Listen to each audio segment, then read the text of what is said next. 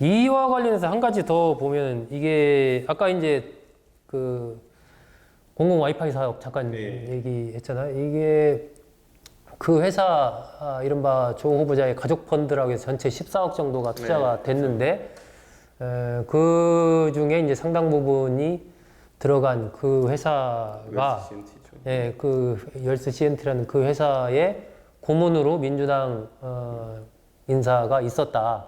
이런 부분이 지금 언론 보도에서 확인이 되고 있고 또 같이 그 협력을 했던 회사에서도 뭐 민주당 전직 보좌관 2명 또 한 회사는 뭐 이명박 정부 시절에 또 고인사였다라고 하는데 이렇게 어쨌든 검찰이 수사를 들어가다 보니까 이게 뭐 곳곳에 이렇게 좀 정치권 인사들이 조금씩 이렇게 등장을 하는데 이게 좀 조금 전혀 엉뚱한 불똥이 튀어서 정치권으로 좀 튈 가능성도 좀 우리가 보통 있는 것 같아요. 대관 업무라고 보통 이야기하죠. 예. 기업이 가진 민원을 이제 정치권에 풀어내는 역할. 네. 그걸 주로 하는 사람들이 전직 보좌관 출신이죠. 많죠. 네, 보좌관, 비서관. 많죠. 그런 사람들이 이제 로비스트 역할 비슷하게 이제 하는 건데 저는 도대체 이 사모펀드가 투자한 회사에 왜 이렇게 많은 정치권 인사가 연루돼 있느냐. 그리고 하필 이 사업은 아이템을 이제 다 관급으로 잡았느냐. 아, 그렇죠. 관급공사였죠. 저는 이거는 뭐 당연히 이거는 의심할 수밖에 없는 상황이다. 예. 고양이가 생선을 먹는 장면을 못 봤지만은 하여튼간 고양이 주변에 생선 잔해가 흩어져 있어요 지금 보면은. 네. 그러니까 저는 이거는 고양이를 의심할 수밖에 없는 상황이다. 저는 이런 생각이죠 지금. 그러니까 이게 이 SCMT의 그 고문 인사가 어쨌든 국회에도 들어갔고 그 국회의원도 만나서 뭐 여러 가지 얘기도 좀 하면서 협조도 구하고 아마 그런 등등의 것들이 이제 언론 보도가 됐는데 그렇다면은 뭐 검찰 입장에서는 그렇게 해서 실질적으로 이 관급공사를 수주하는 과정에 혹시 현직 국회의원이라든지 이런 쪽에서 어떤 뭐 압력을 넣거나 청탁을 했거나 이런 부분들까지 나오게 될 가능성 또 그 과정에서 뭐 금품이 오갔다든지 이럴 가능성도 있기 때문에 이게 좀 여러 가지로 좀 불똥이 튈 수도 있지 않나 이런 생각이 듭니다. 그렇죠. 저는 그리고 이번 사안에서 사실 검찰이 앞으로 이제 사실 조국 후보자 임명이 되는 상황이 혹시 발생한다면은 검찰 입장에서는 이게 사상 초유입니다. 법무부 장관을 수사할 수 있는 기회가 생긴 것은. 검찰이 법무장관을 수사하는 그렇죠. 그래서 아까 말했던 것처럼 공수처라는 것의 무용성을 입증할 기회이기도 하고요.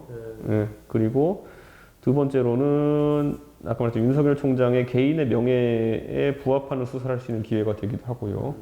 윤석열 총장 같은 경우에는 노무현 대통령 때도 정권에 맞서는 수사를 했었고 박근혜 정부 때도 사실 그런 측면이 있었고 그렇기 때문에 제가 검찰에 최근까지 계시던 인사 한 분과 얘기를 해보면 바로는 그 굉장히 좀 이번 수사에 대해서 그 확신을 가지고 있는 것 같다 검찰 내부에서는. 그래서 아마 청와대에서는 실제로 이걸 보고를 못 받아가지고 이 검찰 쪽 관리하는 모인사가 굉장히 좀 지금 난감한 상황에 놓여 있다. 청와대 뭐 검찰 인사라야 그 저 반부패 비서관 한 명밖에 없잖아요. 그건 뭐 잘 모르겠습니다만은 박형철 비서관이긴 한데 그런데 그런 측면에서는 앞으로 좀 그 청와대 입장에서는 생각보다 선택지가 좁아질 것이다. 그러니까 첫째로는 이제 검찰이 전국을 주도해 나가는 것을 방관할 수밖에 없는 한 가지 방법이 있고 두 번째는 이 상황을 적극적으로 타개하려고 하면은 윤석열 총장 개인에 대한 공격이나 아니면 그에 대한 교체 시도가 나올 수도 있다.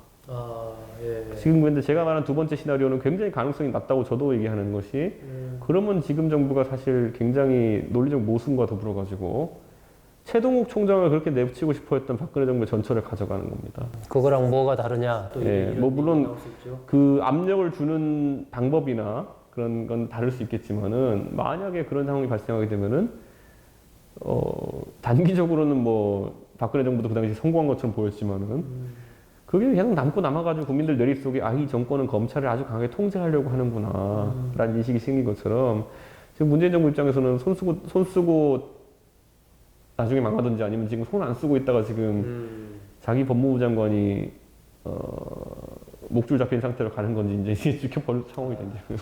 전에 그 윤석열 검찰총장이 처음 임명이 됐을 때 그 시사저널 커버 스토리 제목이 양날의 검 윤석열이었습니다.